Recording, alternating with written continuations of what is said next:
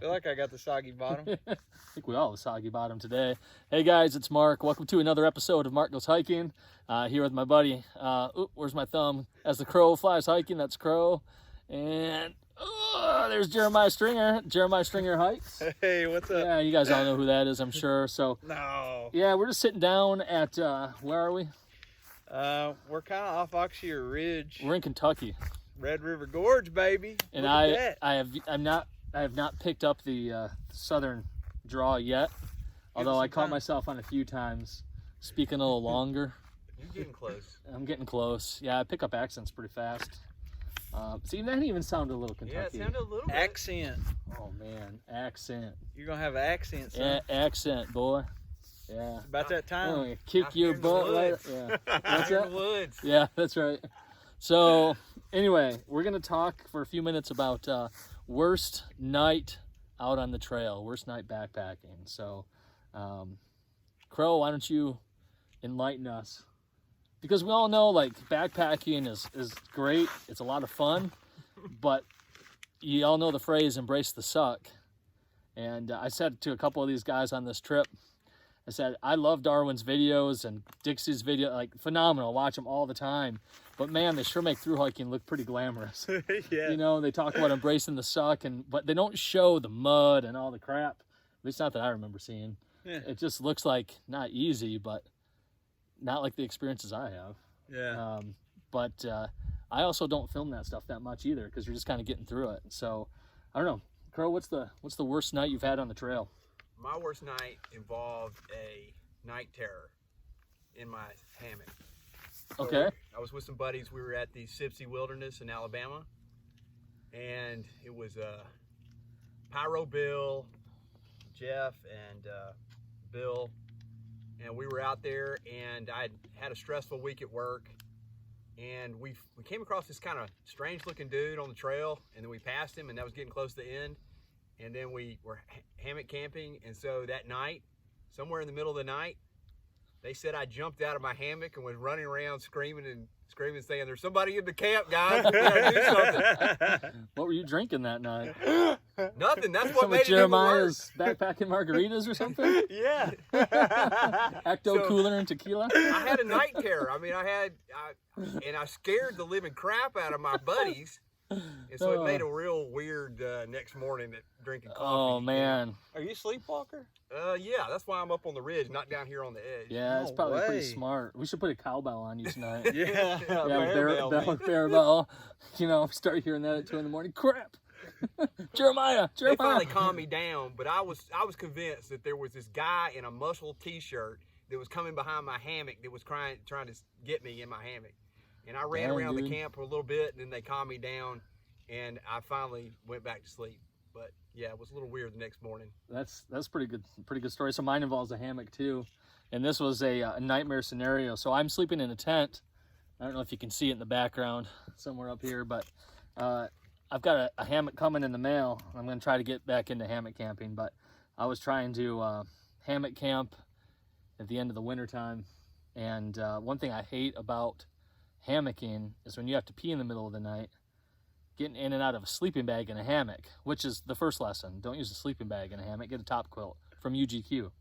And because I love my top quilt. I use it for everything. But I thought I'd be cool and try to pee out of my hammock, which I know you can do. But You can do it, man. I haven't practiced. You got to practice. And 2 o'clock in the morning comes around. I got to pee, and it's cold. And I don't want to get out of my hammock because I don't want to try to get back in my sleeping bag in my hammock, because then you get all sweaty, because it's a lot of work for a big guy. And so I just rolled over and, you know, started doing my business off the side of my hammock as I planned to do. And I thought everything went great. I could hear the pee hitting the ground and everything. And I got back into my hammock, rolled back in, went in to kind of like zip my shorts back up. I was pretty wet. Oh no. I had a pair of boxers on that was going to be like a stinky baby diaper in the morning if I didn't do something about it. It'd be like incubating in my my sleeping bag all night. That's disgusting, Yeah, man. it was pretty disgusting. So 2 o'clock in the morning, my clothes are actually in my food bag hanging up. That's another story why they're that way. And so I'm running, kind of getting through the woods, and no headlamp, and getting my food bag down the middle of the night. My brother-in-law was like, "What are you doing?" I didn't want to tell him the story there. So anyway, yeah, after 20 minutes of adventure, I got back in my sleeping bag, super hot, and yeah, I have not tried to hammock camp since. So, what about you, Jeremiah? I'm gonna let you guys pick. The wanna funnier hear? one. Well, I don't know which one's funnier. I'm not funny, so it's not going good either way. Either my first night on trail, or when I was out here at the gorge when the polar vortex hit. Well, that one sounds fun. Yeah, I like that one. Polar vortex. Polar vortex. Okay. Sounds dramatic. I'm dramatic. I'm a diva, man. Not funny, but you're a diva. A diva, trail diva. Yeah, So, me and one of my buddies, we hiked a Gray's Arch from Martin's Fork in Red River Gorge. And if you're not from here, that's the long way. So, we what hiked we did there. yesterday wasn't a long way? That was the short way. Oh, man. Yeah, All we right. went the long way. Yeah. In fact, remember when we took that wrong turn at the end of the day? Yeah. If we had kept going straight, that would have taken us to Oh. Martin's Fork. Okay. So we almost did the short and long way. Yeah. All right. So we hiked in, and it's beautiful. I remember we stopped, and there's big rock walls. Me and a friend, he was doing some training anyway. Had his pack loaded up, had mine loaded up. And we stopped, we're checking everything out, eating some venison jerky, and then we hike on through Gray's Arch. We start heading to camp. We're camping at Hanson's Point. And so you all saw the very first campsites up there. Yep. Once we got to those campsites, which are not it's not that they're bad campsites, it's just not where the beauty is. Like there's no vista. Yeah. So we stopped there. We thought that this is Hanson's Point. It's a big open Vista area. is a key word in the gorge. Oh yeah. There's lots of vistas. Great views. I is think in basically what Michigan it we is. call those views, Yeah. but we don't have anything like this. Yeah, it's Red River Gorges. Yeah, so we have views in Michigan, but you get vistas. in This is the Kentucky. lookouts. Yeah. Well, we thought we thought this is Hanson's Point, but we're like, it doesn't look like it, but we're gonna stop here. We actually, on the way, had took the wrong path and had made a big loop around Hanson's and come in from the back and then hiked in, and it was 40 degrees and raining. We walked like multiple extra miles. That's the worst. Yep. And so the whole day after once we made it to Gray's Arch, that's when the rain hit. And then we hiked the rest of the day in the 40 degrees and rain. So the bad thing is the next, like overnight, the low was going to be like 14 degrees. Oh no. So not only did it rain all day at 40 degrees, It's going to be really cold at night. so everything was already soaking wet. Yeah. Soaked. So my buddy set up his tent. I hiked down like half a mile down, half a mile back down that hill that we went down, and got us some water, hiked back up. We hung out. I brought 2 sleeping bags, a 30-degree synthetic and that Aegis Max like 50-degree bag. Yeah. And I was gonna stack them, and I put a those like space blanket things. Yeah. I put one of those around that on the outside. Woke up, it's soaking wet though because of condensation. Yeah. But yep. So we slept there that night, and I got so cold.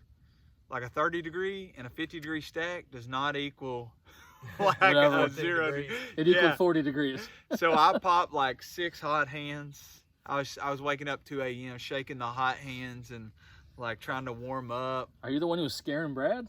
Probably was. He was the guy coming probably. It was just some dude doing shaking a hot bed. Not the muscular guy, but tricked him. That tall ginger. Yeah, I was just trying to warm up, man. I was like shaking them not only to like warm them up, but also to like get some exercise and warm my body up. So anyway, I warmed up. I got my pee ball out, peed in it, and hugged it for warmth. Yeah. Like doing anything I could to get warm. Dude's hugging pee bottles. I was hugging the pee bottle. You have to. Hey man, it's like survival. Yeah, It's dude. like Air Force Survival Academy right there. Well, I wasn't prepared. I'll tell you that. Yeah. So my first experience hammock camping was my first trip getting back into backpacking. I don't know, 4 or 5 years, 5 years ago now. Mm-hmm. And I knew it was gonna. So I had a Grand Trunk hammock. Oh, that's a cheapie. Yeah, with the screen, so it was nice. I didn't bring a tarp or anything because there's no rain in the forecast, and and I saw that it was going to get down to like, I don't know, 48 degrees that night. No underquilt. No I literally brought 40 degrees. I still don't have an underquilt. I got to get one. I still do not have a. Oh no, I'm sorry. So I brought a sleeping bag liner. Yeah. And that's it. Yeah. To sleep in. I'm like, man, it's gonna get just below 50. It's gonna be so refreshing because I get hot really fast. I'm a hot sleeper. Like, this is gonna be so refreshing. And so we're sleeping at the top of a river, and so it's gonna be a little colder naturally, right? Wasn't thinking about that. I just thought refreshing. So it comes time to go to sleep. Two things are going on. So first, there's some karaoke going on a few hundred yards from us. And I don't know, someone was partying out there, and they're singing "Knocking on Heaven's Door" really poorly. And at about 1 a.m, I was kind of like falling asleep and kept waking up, and I was hearing some Bob Dylan version or the Guns N' Roses? No, the Guns N' Roses Okay. version with some guy that probably had way too much to drink trying to sing it. And so I get in my hammock. It's about 11 o'clock at night. Get done with the fire, and I strip down just to my boxer shorts. Right, and I'm like, this is gonna be so refreshing and so nice. I hop in my hammock. I'm in my little tent liner, which is just a sheet folded over and sewn from Walmart. 20 minutes later, I'm out getting every single piece of clothing I can find on my pack. It was so freaking Freezing cold. to death, man. I froze that night. I get up the next morning. I'm sitting in the chair like I am now. It's like a Helinox chair, right? And I've got my burner, which is the Primus. I got that on full blast with my liner over my head. My buddy comes out of the tent. He didn't know what was going on. He's like, all I'm hearing is just the burner, and me hovered over it trying to get warm. I was shaking so bad. It's terrible. You think I would have learned and got an underquilt, but Dude, when I woke up the next morning, everything was soaked. oh yeah, but it was everything icy. Everything, there's a sheet of ice, there's 2 inches of snow. My pants, you could literally hold them up and they were like And just- frozen out yeah. solid. Yeah. Like they were starched. Yeah, right.